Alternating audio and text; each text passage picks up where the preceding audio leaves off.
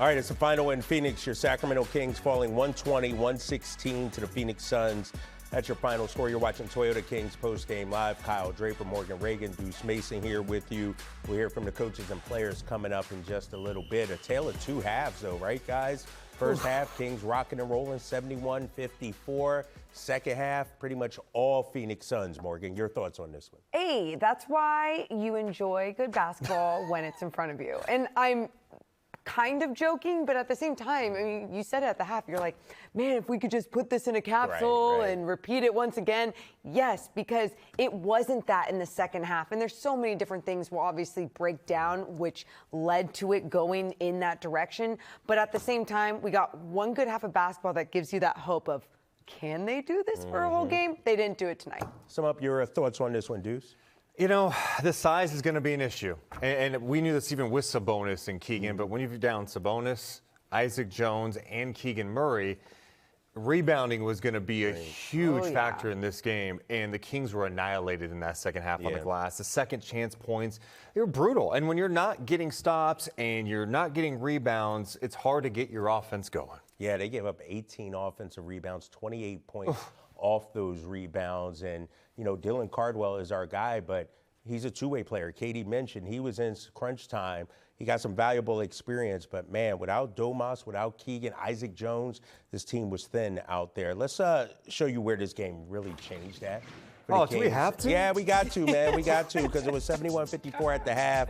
Then Phoenix goes on a 24-9 run in the third, a 16-3 run in the fourth. Morgan, what happened? A little bit of everything. Kings, obviously, their offense slowed down, right? It felt like the ball was sticking a little bit more, even in that half-court offense. They weren't getting the fast break points that I was talking about the half that I wanted to see. They finished with 16 fast break points, but then go to the defensive end. Look, even right there, cross matches are just not being able to close out on guys, not getting back in time. Different intensity in that second half. Yeah, in that third quarter, they allowed 24 points in the paint.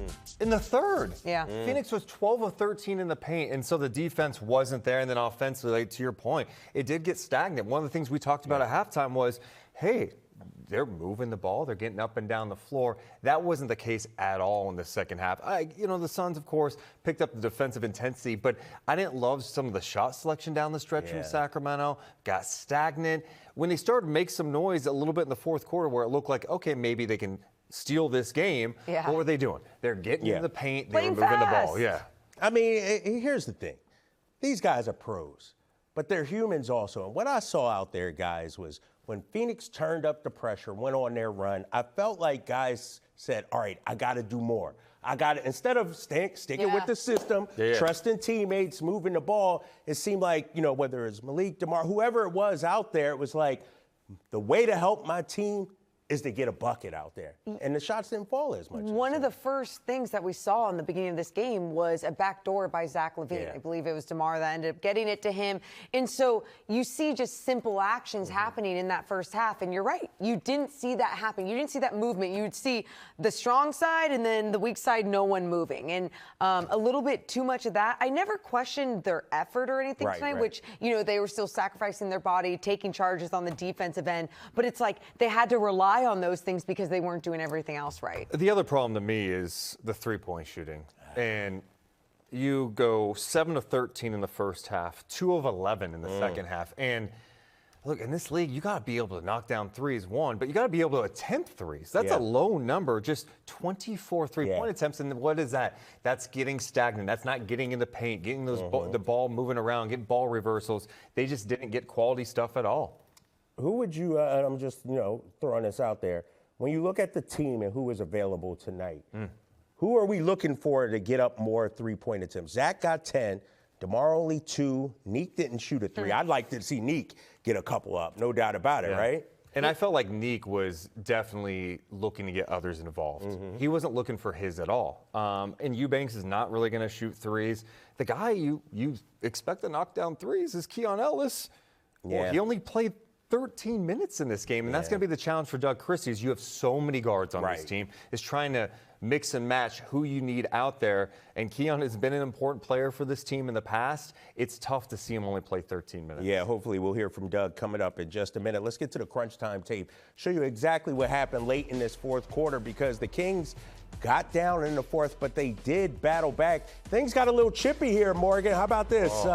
Dylan Brooks and our guy DeMar DeRozan. That's what we wanted to see. I mean, we didn't know when this moment was going to happen, who it was going to happen with. I think Grayson Allen even got up at one point to Cardwell, and Cardwell said, please stop. So, you saw fire throughout this entire game, but in this crunch time, DeMar going to work, doing what he needed to do, but then couldn't finish at the free throw line. 4 of 9 there, and just as a team, they shot 56% from the free throw line. 13 of 23 at the line tonight was brutal. Not cute.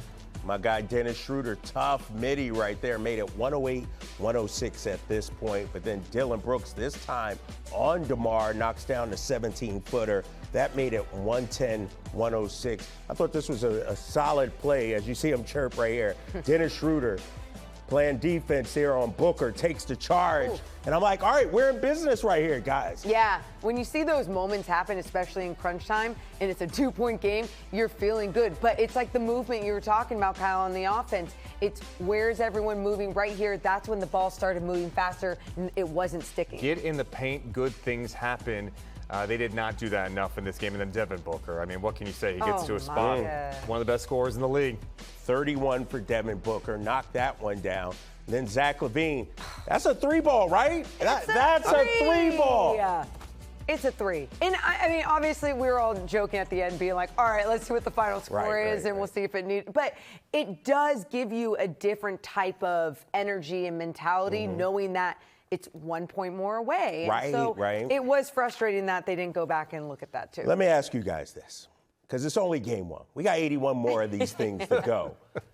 How do you come out? Like, we want to get the win, no doubt about it. But did you guys see something that's encouraging out here? Yeah, I think for me, at least, it was the way that they started the game. Right. Because I think setting the tone from the start is so important. And although when you saw those turnovers and things weren't connecting, you still felt like in other moments that they were together, whether it was on the defensive end, understanding they needed to be on a string, the help side defense being there, or just capitalizing off of the Suns' mistakes or their misses as well. It really gave me hope to what this team can be. I thought DeMar had some pop. I thought he was moving well out there. He filled up the stat sheet, too. 29 points, 9 assists, 6 rebounds. The missed free throws hurt. But I felt like he was playing at a much better pace. So there's stuff you definitely like here. But some of the themes that we saw in the third quarter are themes we saw from the Kings' past. And you do not need to see that.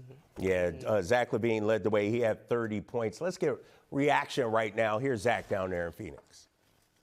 Zach, you guys obviously started that game, so well, and then to finish it in the second half. What did you feel like the difference was from the first half to the second half? Pace of play. They made a little adjustment to try to slow our pace down. They switched 1 through 5. But the biggest thing is, we fouled too much and we gave up a lot of offensive rebounds, in my opinion. With that big of a lead, even going into the fourth, you got to close those games out. So that one hurts. They outscored you guys 24-8, I think, on points in the paint in the third quarter. Was there a reason for that? Shoot, we obviously don't want to give up points in the paint.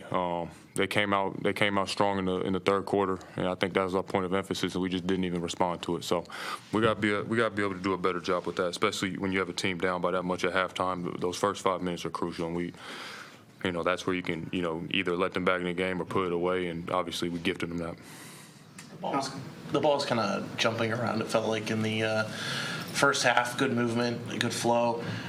Seemed to maybe get a little stale there in the second half. Anything you can pinpoint to that you think might have caused that, or just? Yeah, I said earlier, they started switching 1 through 5 and around the perimeter. And in transition, if you're not getting any stops, which we weren't doing in the third, you're not going to get easy baskets. You're taking the ball at the net, letting them set their defense. I think in the first half, we did a lot of good jobs of pretty much just running them and getting easy baskets in transition, opening up the floor. So it's a tale of 2 halves.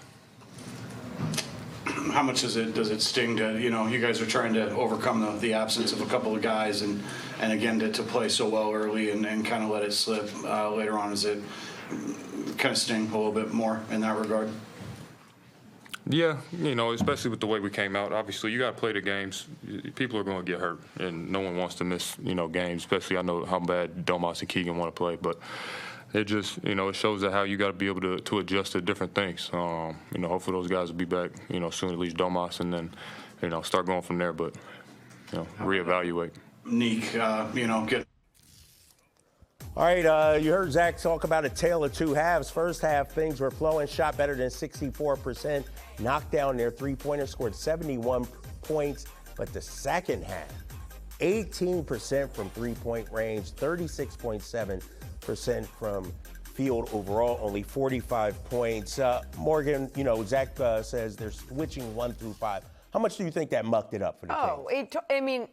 It messed with them because it was an adjustment. And I was going to say good teams make adjustments at the half. A lot of teams make adjustments at the half, right? And so you see that a lot, and it's how another team responds to those adjustments. And the Kings, they started to miss some of those shots. The defense, like Zach was saying, they were switching everything, not allowing them to get in the paint, to create. So it did mess with them a lot, and it messed with the team that when they're not connecting, you can tell they're just like, where do we go? Who do we go to? Yeah. Well, and that's going to be the challenge, too, is I think Doug's going to point to the defense gets stops, you get a rebound. Right. You're not tripping as much about switching 1 through 5 on the other end because you can push the pace and get quality looks, and that was so problematic. It was something at the half we were talking about, the offensive rebounds. It's like, okay, Phoenix only hit 3 threes at the half, but if this theme continues, it's going to hurt you, and that's exactly what happened. Yeah, we got more reaction coming up in just a little bit. Plus, we'll take a look at Zach's night, DeRozan's night as well. And we'll look at the Friday's game against the Utah Jazz. Tough loss tonight for Sacramento. 120-116 is your final.